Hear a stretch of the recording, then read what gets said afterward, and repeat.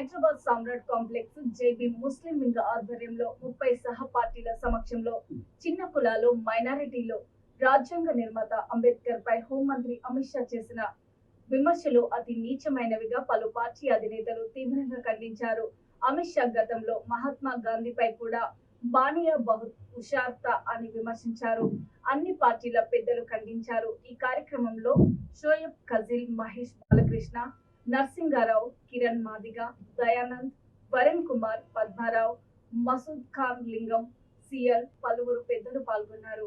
आमतौर पे जमा होते हैं, किसी न किसी मौके से कोई बातचीत करते हैं, लेकिन इसका असर हमारे पास आवाम में कोई खास देखने में नहीं आ रहा है.